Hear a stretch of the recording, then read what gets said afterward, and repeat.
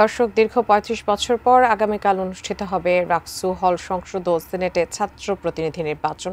এ বিষয়ে যাবতীয় প্রস্তুতি সম্পন্ন করেছে নির্বাচন কমিশন। এ বিষয়ে আরও জানাতে বিশ্ববিদ্যালয়ের রাকসু কোষাধ্যক্ষের কার্যালয় থেকে যুক্ত হচ্ছেন রাজশাহী প্রতিনিধি বুলবুল হাবিব। বুলবুল হাবিব, প্রস্তুতি তো সম্পূর্ণ হয়ে গেছে, আসলে আর কি বিস্তারিত আমাদের জানাবেন, এই বিষয়ে জানাবেন?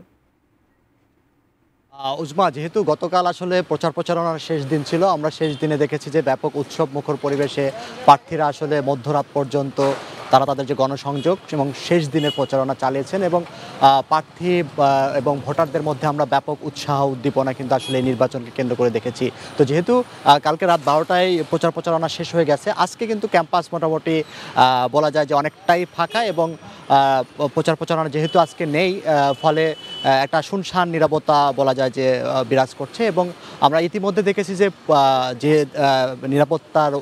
নিরাপত্তা বাহিনী দায়িত্বে নিয়োজিত রয়েছেন র্যাব, পুলিশ এবং বিজিবি, তারা কিন্তু ইতিমধ্যে ক্যাম্পাসে আজকে এসে পদার্পণ করেছেন। সকাল থেকে তারা সেই ক্যাম্পাসে উপস্থিত হয়েছেন এবং যেহেতু 2000 পুলিশ সদস্য এবং 6 প্লাটুন বিজিবি এবং 12 প্লাটুন র্যাব এখানে ডিউটি পালন করবে।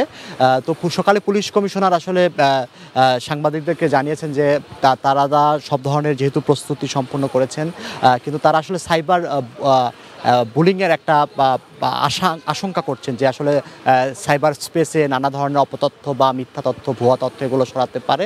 সেজন্য তারা আসলে একটা সাইবার টিম গঠন করেছেন। বিশ্ববিদ্যালয় প্রশাসনও যাতে এগুলো না ছড়াতে পারে সে ব্যাপারে কাজ করছে।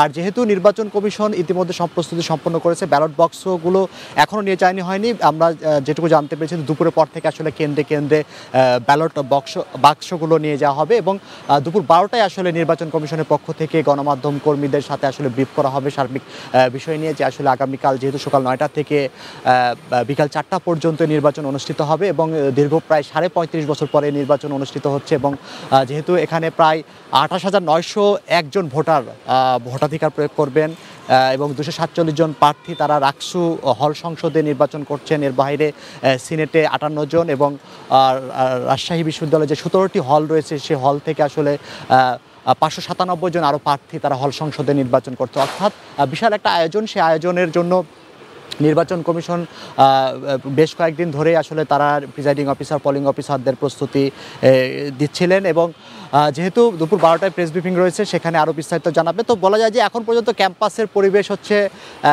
পুলিশ নিরাপত্তা বাহিনীরা ক্যাম্পাসে প্রবেশ করেছেন। আমরা প্রার্থীদেরকে দেখছি বিভিন্ন চা স্টলে বসে এমনি গল্প করতে, কিন্তু আসলে প্রচারণা চলছে না এবং নির্বাচন কমিশন তার যে কাজ সে কাজ সম্পূর্ণ করেছেন। তো এই ছিল এখান থেকে উজমা যে প্রস্তুতি সম্পন্ন করেছে তার খবর।